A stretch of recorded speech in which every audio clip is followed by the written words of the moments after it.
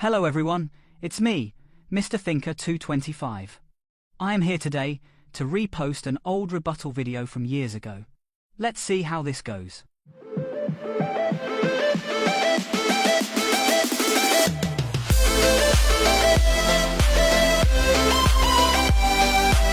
Alright, so this is the updated rebuttal video from way back in 2017 when I responded to a YouTuber whose name at the time was Lord Spuddicus III, and is now known as Spuddicus Maximus. I figured I would reuse this buffet to give a little history into my persona. Let's see how this goes.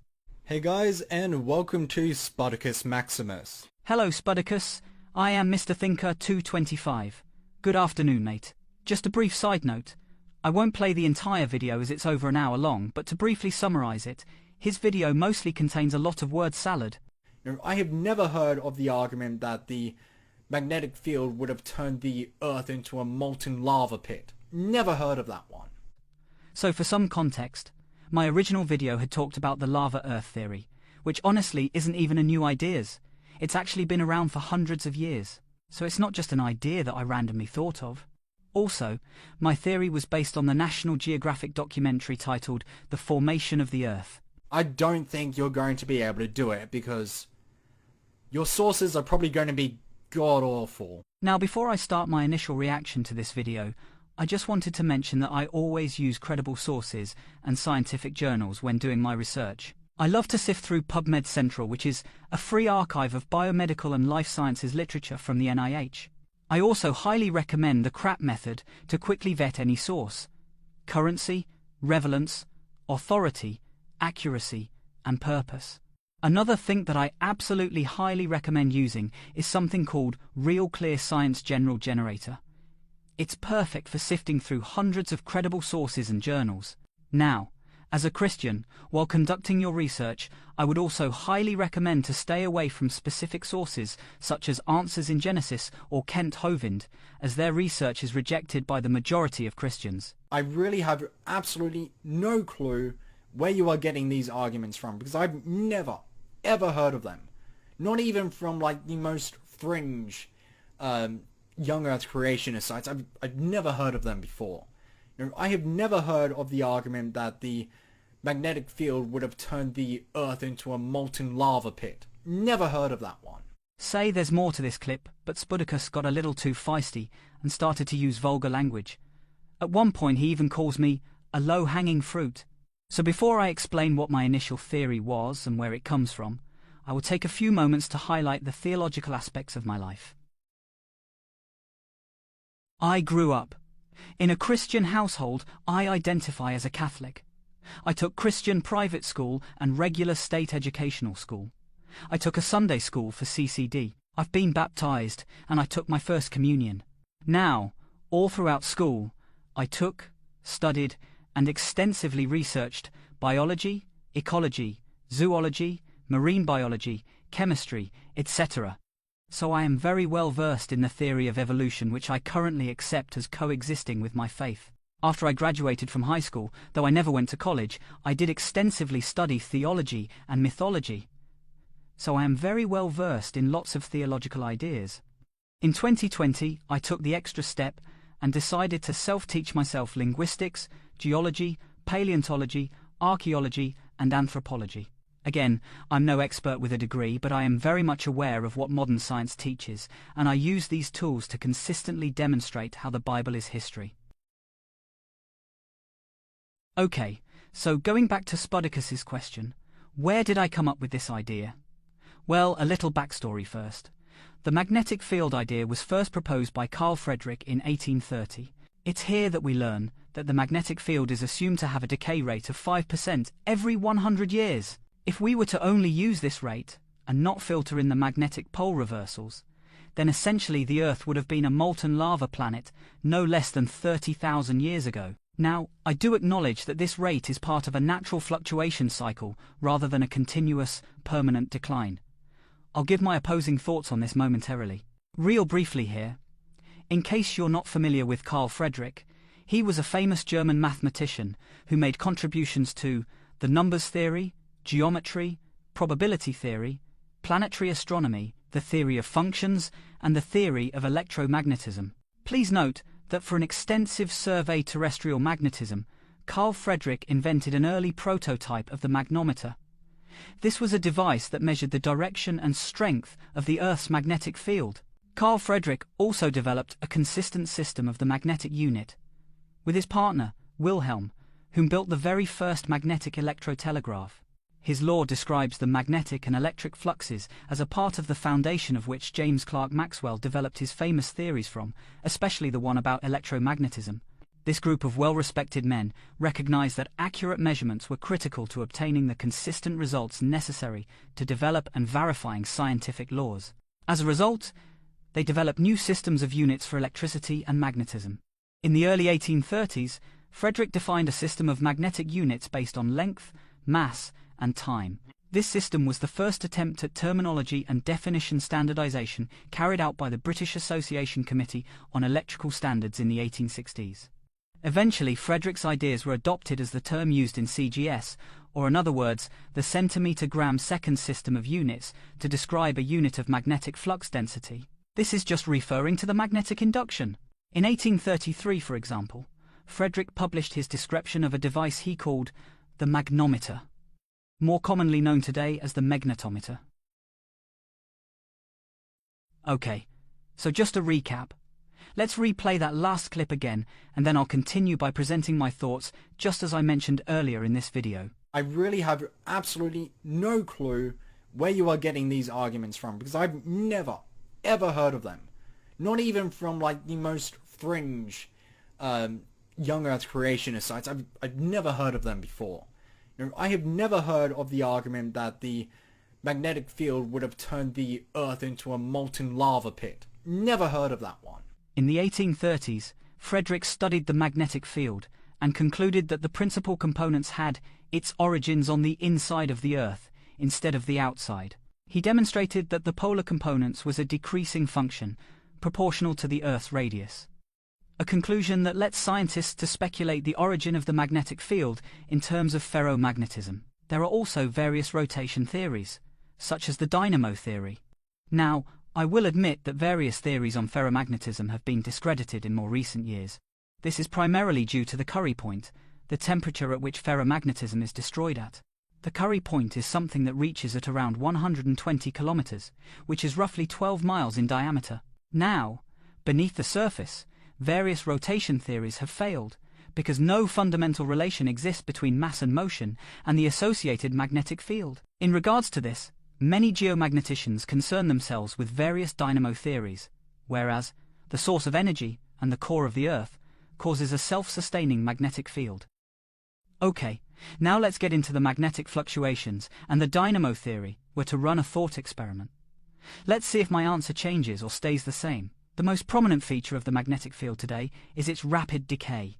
Even though I'm using the assumed rate of 5%, the average intensity of the magnetic field has decreased exponentially about 7% since its first careful measurements in 1829. By estimating the field's intensity everywhere, meaning in, on, and above the Earth, we can calculate the total electrical energy stored in the magnetic field. These calculations also reveal that there has been a 14% decrease since 1829. This very real rapid decay of energy and intensity wasn't widely known even amongst scientists. It wasn't until Dr. Thomas Barnes, a creation physicist, who publicized it in 1971. He points out that such a decay would have occurred naturally if the electrical current producing the magnetic field was slowly losing energy because of the electrical resistance of said planet's core. This is what is known as the free decay theory. This observed decay rate is exactly what one would expect from the electrical properties of the material, most likely found inside the planet's core. Now, because the dynamo theory hasn't quite worked out this rapid decay yet, I currently stand with the free decay idea as it does provide an explanation for it. Our historical data on the intensity of the field only goes back to 1829. The real question is determining the decay rate before this year. Interestingly enough, we can use archaeomagnetism for additional data. This is essentially the study of the magnetization of bricks, pottery, campfire stones, and other man-made related objects that are studied by archaeologists. The ion in these objects also retain a record of the strength and direction of the magnetic field. What's very interesting is that the archaeomagnetic data taken worldwide has shown that the intensity of the magnetic field was about 40 times greater in 1000 AD than it is today. The magnetic field has decreased steadily since then. So again, if we were to work under a model where we filter out the reversals of the magnetic field, it would have been impossibly strong in the past that the Earth would have been molten lava. Even if we do filter in the reversals, it still doesn't support magnetic field. Here's why I believe so. For example, the field's intensity fluctuated up and down in the 3rd millennium BC, just before the birth of Jesus. Then a final fluctuation slowly deceased until it reached a peak 50% higher than it is today. Then it slowly deceased by 1000 AD. Both archaeomagnetic and ferromagnetic data contradict the constant decay of intensity. Now, some individuals have come up with a theory to try and counteract this, but it's mostly rejected by mainstream scientists. It's called the dynamic decay theory. Rather, I posit a different type of theory. I call it the ohmic decay theory. The dynamic decay theory is a young Earth creationist model developed to explain the origin and behavior of the Earth's magnetic field. However, it's mostly rejected by mainstream scientists. The only real valid support is the empirical support from paleomagnetism.